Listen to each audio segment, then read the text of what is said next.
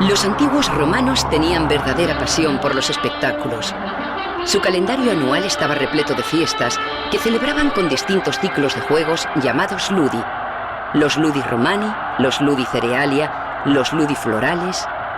Unos se realizaban en honor a un dios, otros celebraban las conquistas de César o el advenimiento de un emperador. Con el paso del tiempo, su calendario fue cargándose de tal modo que por cada día normal del año tenían 1 o 2 días de fiesta con sus correspondientes ludi. Los juegos o ludi eran de 2 clases, escénicos y circenses. Los ludi escénicos se celebraban en el teatro, un edificio con forma de hemiciclo. Los romanos habían importado el teatro de Grecia, pero nunca tuvo aquí tanta aceptación como en aquel país. Ellos preferían claramente los ludi circenses, como las emocionantes carreras de cuadrigas que se desarrollaban en el circo. Con el tiempo, sobre la arena del circo empezaron a aparecer nuevos espectáculos. La expansión de Roma por el Mediterráneo trajo a la urbe los primeros animales salvajes. El público disfrutaba en el circo viéndolos pelearse entre sí o presenciando espectáculos de cacería llamados venationes. Otra de las novedades fue la lucha de gladiadores, que iba a causar furor en el pueblo romano. Pero el circo no había sido concebido para estos nuevos espectáculos.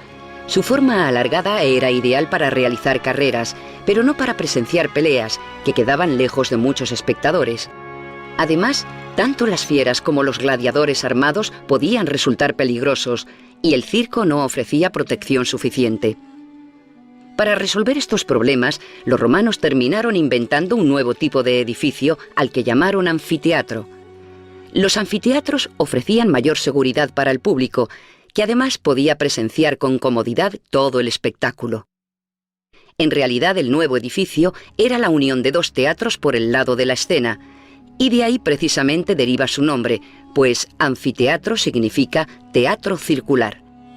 Tenemos así los 3 escenarios romanos para espectáculos públicos: el teatro para representaciones escénicas, el circo para las carreras y el anfiteatro para las luchas. En el siglo I de nuestra era, Roma no tenía todavía un anfiteatro permanente. En esto iba retrasada respecto a ciudades más pequeñas. Pero la urbe era una ciudad caótica y superpoblada que apenas disponía de espacio dentro del casco urbano. Todos sus problemas se solucionaron de modo drástico en el verano del año 64, cuando Roma fue devastada por un incendio que se prolongó durante 7 días.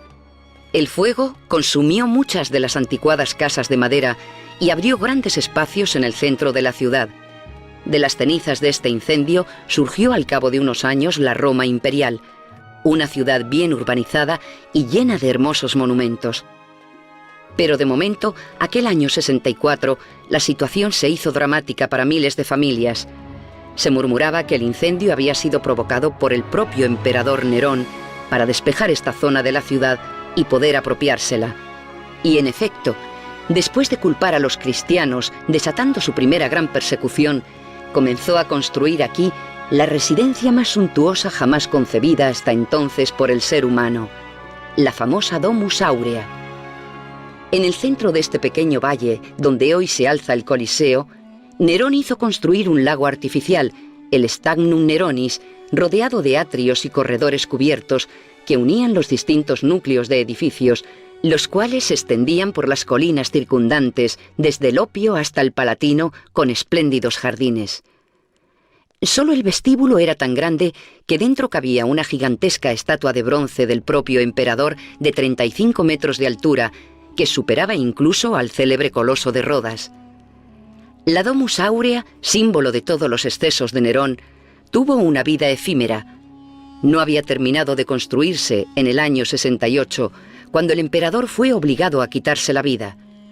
Poco después subió al trono Tito Flavio Vespasiano, un hombre providencial que se entregó en cuerpo y alma a la reconstrucción del imperio, comenzando por la destrucción de la Domus Aurea. El lugar que ocupaba el lago artificial serviría para construir el mayor anfiteatro del mundo, conocido como Anfiteatro Flavio. El lugar designado por Vespasiano para emplazar el anfiteatro estaba escogido inteligentemente. Por una parte, era el centro de la ciudad. Además, el lago artificial de Nerón era un buen lugar para excavar los enormes cimientos que necesitaría. Y sobre todo, borraría de este modo la memoria de su predecesor, sustituyendo su insultante mansión por uno de los edificios más anhelados por los romanos. Su construcción dio comienzo en el año 72 después de Cristo. Desconocemos el nombre de su arquitecto, pero su obra está considerada como una de las cimas de la arquitectura romana. El trabajo que este hombre tenía por delante era tan descomunal que fue necesario construir expresamente una carretera hasta las canteras de Tívoli para el traslado de la piedra. Teniendo en cuenta además la exquisita perfección con que se llevó a cabo la obra, resulta impresionante que fuera capaz de terminarla en solo 8 años. El famoso escritor Marcial, que fue testigo de su inauguración, comparaba este anfiteatro con las pirámides de Egipto, los jardines de Babilonia y otras maravillas de la antigüedad, y pensaba que todas ellas palidecían ante esta obra colosal. De todo el pueblo son ahora los paraísos que fueron de uno solo, decía el mismo Marcial en otro de sus célebres epigramas, recordando la destrucción de la Domus Aurea, y seguía: aquí, donde el coloso mira los astros de cerca, resplandecían los atrios odiados de un rey bestial, y su casa llenaba toda Roma. Aquí, donde hoy se erigen las moles del venerable anfiteatro, estaba el lago de Nerón. La colosal estatua del emperador no fue destruida, sino transformada. Despojada de las facciones de Nerón, quedó caracterizada como dios del sol. Durante varias décadas estuvo situada a media ladera, en el lugar que ahora ocupa el templo de Venus y Roma, donde vemos las ruinas de un gran ábside. Cuando ese templo comenzó a construirse, Adriano ordenó que trasladaran la colosal estatua junto al anfiteatro. Las fuentes antiguas hablan con admiración de aquella complicada operación que necesitó la fuerza de 24 elefantes. El emplazamiento exacto que ocupó a partir de entonces durante siglos está señalado hoy por un zócalo moderno sobre el que crece un bosquecillo de encinas a la izquierda de 3 cipreses. Este zócalo nos permite imaginar sus enormes dimensiones. Alzada sobre su alto pedestal, la estatua debía rivalizar en altura con el propio anfiteatro. El Coloso de Nerón es la mayor estatua de bronce jamás construida por el hombre, y parece que es gracias a ella por lo que el anfiteatro Flavio empezó a ser conocido con el nombre de Coliseo. Lo primero que llama hoy nuestra atención son los espolones de ladrillo construidos por Giuseppe Valadier en 1826 para consolidar estos 2 anillos externos y evitar que siguieran desmoronándose. A través de los siglos, este lado septentrional del edificio fue siempre preservado del expolio para que quedara testimonio de su antigua grandeza. El anillo externo tiene 50 metros de altura y está construido con sillares de travertino. Las amplias arcadas que lo componen hacen que el vano prevalezca sobre el muro ciego, dando a la imponente mole una extraordinaria sensación de ligereza. Todavía distinguimos bien la numeración de los arcos de entrada, grabada con números romanos sobre la piedra. Observará que las columnas que flanquean estos arcos del primer nivel tienen capiteles de orden dórico. Las del segundo nivel, en cambio, son de orden jónico y las del tercero corintio. Esta sucesión de órdenes distintos que van ganando refinamiento con la altura fue después imitada muchas veces en los palacios del Renacimiento. Para recrear el edificio en toda su magnificencia, debemos todavía imaginar las 160 estatuas que rellenaban los arcos del segundo y tercer nivel, dando a esta sobria fachada un aspecto impresionante. Los 80 arcos al nivel de la calle constituían las 80 entradas al edificio. Cada espectador recibía una tablilla de ingreso donde estaba señalado el número del arco por el que debía acceder al interior. De este modo, el llenado y desalojo del anfiteatro resultaban extraordinariamente ágiles. Había 76 entradas normales y 4 especiales, reservadas estas para el emperador, las autoridades, las vírgenes vestales y los mismos gladiadores. De las 4 entradas especiales solo se conserva hoy la del norte, en el centro del tramo bien conservado de la fachada. era precisamente la entrada del emperador y conducía hasta su palco particular en la grada. Para remarcar su importancia, estaba especialmente decorada con estucos y pinturas y tenía delante un pequeño pórtico, pero hoy apenas se distingue de las demás. Justamente por encima de las ventanas cuadradas del ático hay una hilera de ménsulas o pequeños resaltes y encima de cada ménsula un agujero en la cornisa. Verá que cada paño del ático tiene 3 ménsulas que, multiplicadas por 80 paños, uno por cada arco, hacían un total de 240 ménsulas. Sobre ellas apoyaban las vigas de madera que servían para sostener el velarium. El velarium era una de las dotaciones más espectaculares de los anfiteatros romanos. Se trataba de un gigantesco toldo que cubría toda la grada para proteger al público de los rayos del sol. Este toldo se extendía y retiraba en función del tiempo que hiciera, y de su funcionamiento se encargaba una dotación de marineros. Resulta asombrosa la facilidad con que estos hombres manejaban aquel gigantesco toldo, que debía pesar entre 50 y 60 toneladas. Probablemente estaba dividido en sectores o gajos, cada uno de los cuales se manipulaba con independencia del resto, pero la técnica exacta que empleaban sigue siendo un enigma para los estudiosos que han intentado reconstruirla. Las cuerdas que lo tensaban se sujetaban a un inmenso anillo de hierro suspendido sobre la arena del anfiteatro. Estas cuerdas, apoyadas sobre las 240 vigas de madera, se llevaban a tierra en el exterior del edificio. Para sujetarlas se necesitaban puntos de anclaje muy consistentes. Afortunadamente se han conservado 5 de esas piedras de anclaje o cipos. Estos cipos presentan una serie de orificios en varias de sus caras, donde hacía presa una tenaza de hierro enganchada a poleas y cabrestantes. Como puede ver, las 5 piezas están alineadas con precisión matemática, separadas entre sí a una distancia constante de 3,4 metros, lo que ha permitido deducir que había 160 en total, dibujando una elipse perfecta a 17 metros del edificio. Junto a ellos vemos la única muestra que queda del pavimento original, que formaba un anillo de travertino alrededor del anfiteatro. Este enlosado y los 5 cipos que se conservan permiten reconstruir el aspecto externo del Coliseo en los días de juegos como una gigantesca tienda de campaña. El público pasaba entre los cipos, las cuerdas y los sudorosos marineros que las accionaban, de modo que solo entrar al Coliseo era ya todo un espectáculo. El contrafuerte con forma de espolón triangular que sostiene el anillo exterior por este lado fue una de las primeras intervenciones de consolidación del monumento.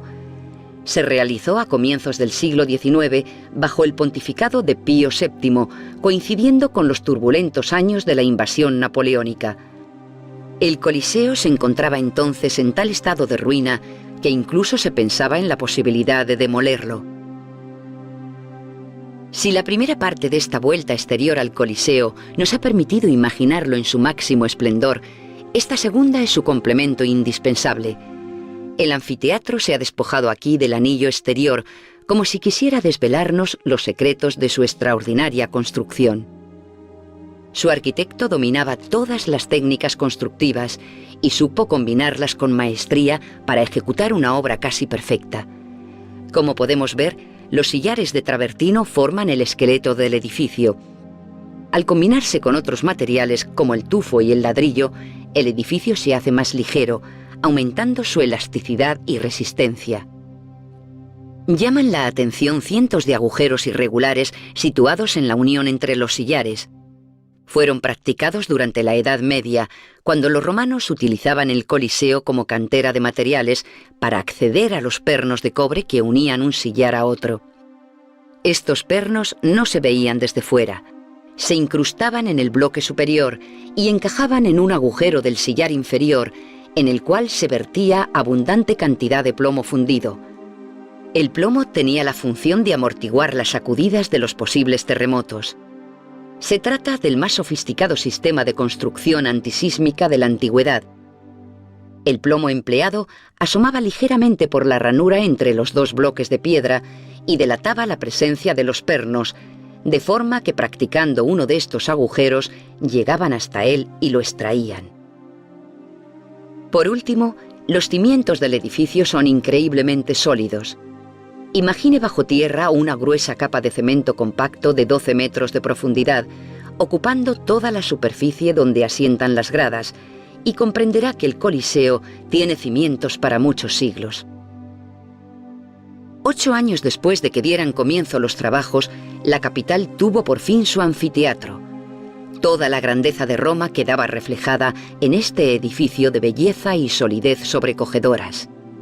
Si solo sus ruinas transmiten esta sensación, podemos imaginar lo que supuso verlo recién construido. Vespasiano, que había comenzado las obras, murió un año antes de que estuvieran terminadas, y le sucedió su hijo Tito. Nada más subir al trono, en el año 79, Pompeya quedó sepultada bajo la lava del Vesubio, y al año siguiente se desató en Roma un pavoroso incendio. El pueblo empezó a murmurar que el nuevo emperador traía mala suerte. Pero Tito guardaba la gran baza del Coliseo y hacía trabajar a marchas forzadas para terminarlo cuanto antes. Los juegos inaugurales serían los más fastuosos que jamás se recordaran y pondrían término a los rumores. Por fin aparecieron carteles por toda la ciudad. El emperador ofrecía al pueblo 100 días seguidos de espectáculos, con juegos gladiatorios, venaciones y batallas navales. Y efectivamente, los rumores cesaron. Son muy conocidos los versos de Juvenal que arremete contra el pueblo romano de la época imperial. Se ha convertido en un pueblo degenerado, dice, que ya solo desea, con una ansiedad codiciosa, 2 cosas: panem et circenses, pan y circo. El aspecto de este anfiteatro es muy distinto del que tuvo en sus días de gloria. Hoy parece solo el esqueleto de un organismo muerto. Sin embargo, esta elipse semiderruida posee una misteriosa capacidad de sugestión que despierta sentimientos contradictorios. Por un lado, nos fascina su extraordinaria belleza y la sensación de poderío que transmite. Por otro, nos desconcierta el recuerdo de la sangre derramada en la arena. Junto a la entrada se ha colocado una cruz para que no se olvide nunca que este fue un lugar de martirio y sufrimiento. Bajo el área que ocupaba la arena, vemos ahora los subterráneos. Solo una pequeña parte ha vuelto a cubrirse con tablas de madera, como antiguamente, para que podamos imaginar su aspecto. La arena estaba delimitada por un muro de más de 4 metros de altura, que protegía a los espectadores de los peligros del juego. Sobre este muro había una barandilla de mármol blanco, donde estaban grabados los nombres de los senadores que se sentaban en primera fila. En la cara interna de estos bloques, la que mira hacia la grada, todavía se distinguen algunos nombres de la última generación de senadores de finales del siglo V. Además del muro existía una segunda barrera de protección formada por una robusta red metálica para evitar posibles asaltos a la grada. La arena tenía 2 puertas de acceso situadas en los extremos del eje mayor, llamada Puerta Triunfalis, por donde entraban a escena los gladiadores. La otra se llamaba Puerta Libitinaria en honor de Venus Libitina, la diosa que cuidaba los sepulcros, y por ella se retiraban los cadáveres. 6 metros por debajo de la arena se encontraban los subterráneos que ahora vemos al descubierto. Como ve, sus dependencias se extendían más allá del perímetro de la arena, en 2 sectores que quedan debajo de las gradas. En este esquema puede ver también varios pasadizos subterráneos. Servían para traer bajo tierra los animales y hombres necesarios en los juegos. Otros 2 pasillos permitían al emperador y a las vírgenes vestales entrar y salir sin mezclarse con la multitud. Y una última galería conectaba el Coliseo con el Ludus Magnus, el cuartel donde se adiestraban los gladiadores en los días previos a los juegos. Además del Ludus Magnus, cuyas ruinas todavía son visibles junto a la Vía Labicana, el Coliseo tenía alrededor toda una red de edificios auxiliares. Un campamento donde se alojaban los marineros que manejaban el velarium, varios cuarteles para gladiadores de distintas etnias, un depósito para las armas, un almacén para los elementos escénicos, el saniarium para el cuidado de los heridos y, por último, el spoliarium donde se desnudaban y apilaban los cadáveres. Este entramado de edificios, como pequeños satélites en torno a un gran astro, nos da idea de la envergadura y complejidad organizativa de los juegos. Se ha calculado que la cavea tenía capacidad para unos 60.000 espectadores. La entrada a los juegos era libre y gratuita para los ciudadanos romanos, pero cada uno debía sentarse en el puesto que le correspondía, en función de su clase social, su profesión o su procedencia. La tablilla que poseía cada espectador no solo indicaba el sector de la grada que debía ocupar, sino también el recorrido preciso que debía realizar a través de rampas y galerías, de modo que las distintas clases sociales no se cruzaban siquiera en los pasillos. Se cumplían así minuciosamente las leyes dictadas por Augusto, que establecían la separación de clases en los espectáculos públicos para evitar incidentes. No ha llegado hasta nosotros ningún resto de aquel impresionante graderío. Todas sus piedras han sido expoliadas a lo largo de los siglos, y en algunas zonas solo quedan ya los arranques de las bóvedas rampantes en que apoyaban. En 1930 se reconstruyó una pequeña parte con 7 escalones. Corresponde al sector de primera línea, reservado a senadores, patricios y caballeros. Conforme se alejaban de la arena, como podemos adivinar, las gradas estaban destinadas a las categorías inferiores. En la parte alta del graderío podemos ver un muro de ladrillo con ventanas cuadradas, a partir del cual apenas quedan ya restos. Es el mismo que se ve desde fuera del edificio por la parte deteriorada. Por encima quedaba todavía un tramo de la cavea y una galería porticada, sostenida por 80 columnas de mármol. En esta galería había unas últimas gradas de madera, reservadas a los esclavos y a las mujeres. Efectivamente, Augusto había prohibido que las mujeres asistieran a los espectáculos gladiatorios, a no ser que los viesen desde las gradas más altas. Con esta disposición, quiso poner término a la promiscuidad de los escenarios públicos, que se prestaban a todo tipo de encuentros amorosos. Hagamos ahora un pequeño ejercicio de imaginación para aportar a este escenario el colorido de la muchedumbre. Con las primeras luces del día, el anfiteatro empezaba a llenarse de público. Acudían vestidos con la toga de los grandes días, como ordenaba un edicto de Augusto, y animados con la ilusión del inminente espectáculo. Cuando el emperador y su familia hacían su aparición, una corriente de emoción sacudía el graderío que, puesto en pie, lo recibía con un grito unánime agitando sus pañuelos. Este contacto con la multitud era de vital importancia para el emperador, que por su propio bien debía permanecer siempre atento a la opinión pública. En el anfiteatro y en el circo, mejor que en ningún otro lugar, podía pulsar directamente su estado de ánimo e incluso atender peticiones espontáneas, que a veces eran apoyadas y coreadas por el público. Pero si aún queremos que nuestro recuerdo tenga mayor viveza, debemos imaginar todavía los tapices de la tribuna imperial, las trompetas que anuncian el comienzo de los juegos, los senadores con sus togas blancas llenando la primera fila y el velarium agitándose sobre nuestras cabezas, mientras escuchamos el rugido de esta muchedumbre. Solo así entenderemos el orgullo que invadía a un ciudadano romano en la increíble grandeza de este escenario. Según cuenta Dion Casio, el Coliseo podía liberar simultáneamente 400 animales y lanzar a la arena cientos de osos, leones, panteras, avestruces, corriendo todos juntos en medio de cazadores. Un ingenioso sistema de planos inclinados, poleas y montacargas hacía posible subir a escena con rapidez todo lo necesario. Pero al margen de estos alardes técnicos, ¿cuántas escenas de pesadilla habrán contemplado estos sofocantes pasillos, iluminados por antorchas, donde también los hombres aguardaban su turno bajo las tablas de la arena? Aunque parezca increíble, el edificio contaba también con abundantes fuentes de agua corriente y un complejo sistema de letrinas. El interior del Coliseo estaba revestido de un lujo que ahora apenas podemos apreciar. En el suelo pisaremos todavía en algunas partes el suntuoso pavimento de mármol, pero se han perdido completamente los frescos, estucos y mosaicos que adornaban las paredes y bóvedas de los pasillos. Vamos a explicar ahora los distintos tipos de juegos que se podían presenciar en el anfiteatro, comenzando por las venaciones o espectáculos de cacería. Con las primeras conquistas de Roma por el norte de África, en tiempos de la República, comenzaron a llegar a la urbe tigres, leones y otros animales exóticos de extraordinaria belleza que los generales victoriosos exhibían ante la muchedumbre como parte de su trofeo de guerra. Pronto comenzaron a organizarse auténticos espectáculos de cacerías y peleas de animales.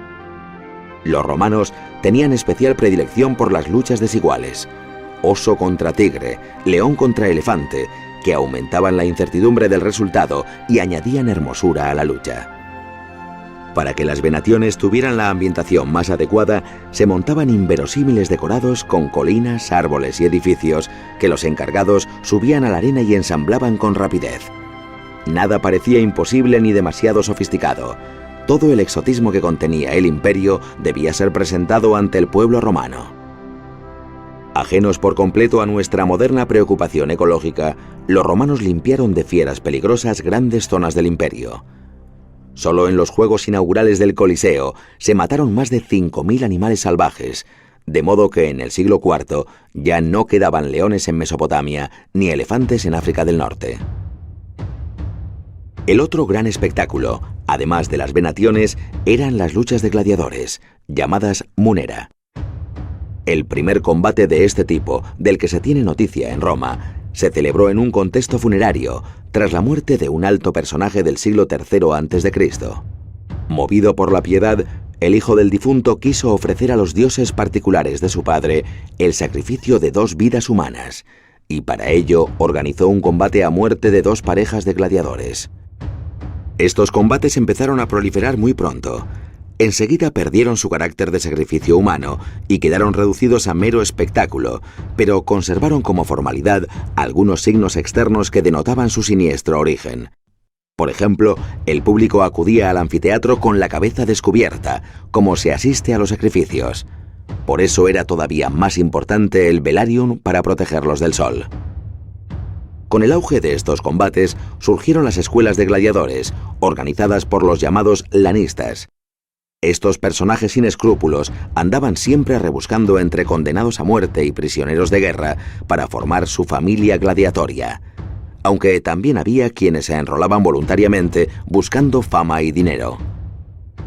El lanista sometía a sus gladiadores a una durísima disciplina y les hacía prestar un terrible juramento.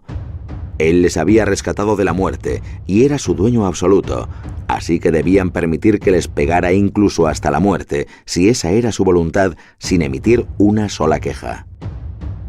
Existían distintos tipos de gladiadores, con armas y tácticas de lucha diferentes. Los samnitas, por ejemplo, eran hombres corpulentos, provistos de un pesado armamento, más idóneo para la defensa que para el ataque. El secutor, en cambio, llevaba un escudo ligero y un afilado puñal. Era rápido de movimientos y su agilidad para atacar y retirarse gustaba mucho al público. También era apreciada y vistosa la lucha del retiario, armado con una red emplomada y un tridente, las armas de los pescadores de atún. Como puede adivinar, estos tipos estaban tomados de las distintas etnias y ejércitos a los que habían ido sometiendo los romanos. Igual que ocurría con los animales, el duelo entre retiario y samnita tenía más emoción que la aburrida lucha de 2 retiarios, que de hecho nunca se enfrentaban entre sí. A veces en mitad de la pelea se soltaba por sorpresa alguna fiera, y los espectadores, ante este inesperado aliciente, aullaban de emoción. Todo estaba bien calculado para obtener el mayor efecto dramático y levantar al público de su asiento. Las condiciones de cada espectáculo se negociaban con el lanista. Debido a su elevado coste económico, no siempre se podía permitir que los gladiadores murieran en la arena. A menudo tenían que contentarse con luchas simuladas, llamadas lusio, en las que no se producían muertos. La lucha a muerte de todos los gladiadores era considerada un signo de especial generosidad financiera por parte del organizador. En este sentido, quizá el munera más espléndido jamás organizado haya sido el que ofreció Trajano en el año 107, que enfrentó a muerte a 10.000 gladiadores y duró 5 meses sin interrupción. Al igual que los deportistas de hoy en día, los mejores gladiadores llegaban a alcanzar enorme fama y ganar verdaderas fortunas. Los senadores los invitaban a sus fiestas para conocerlos personalmente, y no era raro encontrarlos en las alcobas de las más altas señoras. pero nada les libraba de jugarse la vida en el siguiente combate. Al cabo de 3 años, los que conseguían seguir vivos eran liberados de la obligación de la gladiatura. Recibían entonces la rudis. Al llegar ese momento, algunos estaban tan embrutecidos y acostumbrados a la arena que preferían seguir hasta morir en ella, o bien continuaban como monitores en las escuelas de los lanistas. Los gladiadores entran al anfiteatro montados en un carro que les trae desde el Ludus Magnus. Engalanados con lujosas clámides doradas, saltan a la arena desarmados. Orgullosos y desafiantes dan una vuelta completa saludando a la muchedumbre. En la mente de todos está el inminente y fatal destino de estos hombres. Al llegar al palco del emperador, con el brazo en alto le dirigen la conocida exclamación: Ave Imperator, morituri te salutan. Los que van a morir te saludan. Tras el desfile, la arena queda vacía, hasta que salen a escena los 2 primeros combatientes. Al principio de la lucha siempre se muestran prudentes, intentando medir las fuerzas del rival y encontrar sus puntos débiles. El público sigue estos primeros tanteos en silencio y hasta la grada llega el sonido metálico de las armas. Como siguen mostrando poco empeño en atacarse, los incitadores de la arena les espolean con gritos y todavía se ven obligados a golpearlos con correas de cuero. Ahora se lanzan ya abiertamente al ataque. El público se enardece y por la cavea corren las apuestas, otra de las grandes pasiones de los romanos. Uno de los combatientes empieza a ceder y los que han apostado contra él aúllan de alegría, coreando cada golpe que le asestan. Ya lo tienes, acaba con él. El gladiador cae, pero levanta el brazo implorando la gracia. El vencedor puede disponer de su vida, pero por lo general consulta antes al emperador y este al pueblo. Cuando el vencido había luchado valerosamente, la grada agitaba sus pañuelos gritando: «Mite, suéltalo». Pero esta vez los gritos son: «Yúgula, yúgula, mátalo». Muerto el gladiador, entran los libitinarios para retirar el cadáver y llevarlo al spoliarium. Pero antes, para evitar posibles engaños, comprueban el fallecimiento aplicándole un hierro candente. El público espera ya la siguiente pareja, mientras el personal de servicio se aplica en la limpieza de la arena. A fin de romper la monotonía de tanta sangre, los Munera eran amenizados por venaciones, exhibiciones de fieras amaestradas y otros entretenimientos. Al mediodía, cuando el público solía ausentarse para comer, a veces tenían lugar brutales ejecuciones de condenados a muerte que eran arrojados a las fieras, llamado damnatio ad bestias, del cual estaban excluidos los ciudadanos romanos. Muchos cristianos debieron morir de este modo durante las persecuciones de los primeros siglos. El espectáculo era repugnante y se ofrecía en las horas menos concurridas como un relleno del programa, pero algunos disfrutaban también presenciándolo. Con la caída del sol terminaban los juegos. El público desalojaba el anfiteatro y regresaba a sus casas afónico por los gritos y con la mirada encendida después de un día entero de emociones. Los primeros emperadores cristianos intentaron suprimir lo que consideraban una práctica cruel y aberrante, pero estaba tan arraigada en el pueblo que fracasaron en sus primeros intentos. El mismo San Agustín nos ha dejado un testimonio valiosísimo de la fascinación que ejercía este espectáculo, capaz de cautivar incluso un alma cristiana. En su famosa obra de las Confesiones, cuenta la experiencia de su amigo Alipio a finales del siglo IV. Arrastrado al Coliseo por unos amigos en contra de su voluntad, intentó desesperadamente que el espectáculo no rozara su ánimo. Decía a sus amigos que podían empujar su cuerpo pero no su alma. Así que, instalado en su localidad, cerró los ojos para mantenerse ausente. Pero no pudo cerrar sus oídos. Tremendamente alterado por el enorme griterío del público, cuenta San Agustín, fue vencido por la curiosidad. Entonces abrió los ojos y se sintió herido en su alma por un desgarrón mucho mayor que el que había recibido el gladiador en el cuerpo. Tan pronto como Alipio contempló aquella sangre, no pudo apartar ya sus ojos de ella. Bebió de aquella violencia y sintió el placer de la lucha. Ya no era aquel mismo hombre que acababa de llegar. Era uno del montón, uno más del populacho con que se había mezclado.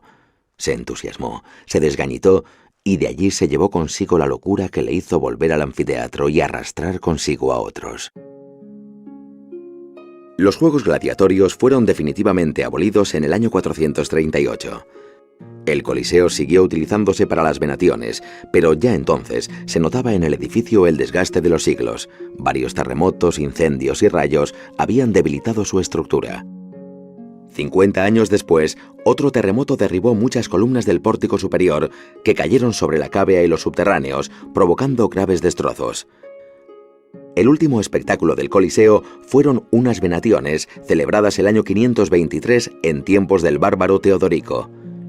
El edificio estaba entonces casi en ruinas.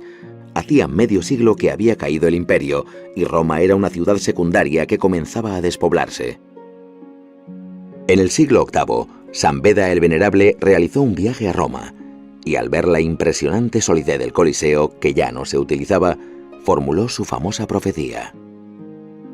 Mientras permanezca el Coliseo, Roma permanecerá. Cuando caiga el Coliseo, caerá Roma. Y cuando caiga Roma, caerá también el mundo. Efectivamente, el Coliseo se degradaba a la vez que Roma. En sus ruinas se encontraron cobijo, vagabundos y animales. Durante la Edad Media se utilizó como cementerio y como depósito de materiales en ruinas. También sirvió de fortaleza a una de las familias más poderosas de la ciudad. Pero el Coliseo fue utilizado sobre todo como una inagotable cantera de materiales. El hombre medieval se limitaba a sobrevivir entre las ruinas de la inmensa ciudad imperial y no veía en ellas otra cosa que materiales reaprovechables. Esa mentalidad cambió con el Renacimiento, que consideraba al mundo clásico como la fuente de toda belleza y armonía. Paradójicamente fue durante los siglos renacentistas cuando el expolio del Coliseo se acentuó de modo alarmante en beneficio de las grandes construcciones que se estaban llevando a cabo. El traslado de la sede papal desde San Juan de Letrán al Vaticano en el siglo XV había arrastrado la ciudad hacia el oeste y toda esta parte había quedado abandonada. Durante muchos siglos, las ruinas del Coliseo permanecieron en una zona descampada, lejos de la ciudad renacentista y barroca. No es extraño, por tanto, que muchos lo siguieran considerando todavía como la gran cantera a las afueras de la ciudad. Los saqueos sistemáticos se detuvieron en el siglo XVIII, cuando los papas erigieron en su interior una capilla y las estaciones del Vía Crucis en recuerdo de los mártires. La estructura del Coliseo estaba entonces tan deteriorada que, como dijimos, se llegó a pensar en derribarlo definitivamente. Con el inicio del siglo XIX se acometieron las primeras tareas de consolidación que ya explicamos al hablar del exterior. Comenzaron también las excavaciones que sacaron a la luz los subterráneos. En ellos aparecieron gran cantidad de ruinas romanas pertenecientes a todas las épocas, que habían ido almacenándose aquí durante la Edad Media. Hoy el Coliseo es uno de los monumentos más sobrecogedores de la antigüedad y uno de los iconos de la ciudad. Recordando la profecía de San Beda, se dice que es el símbolo de la eternidad de Roma.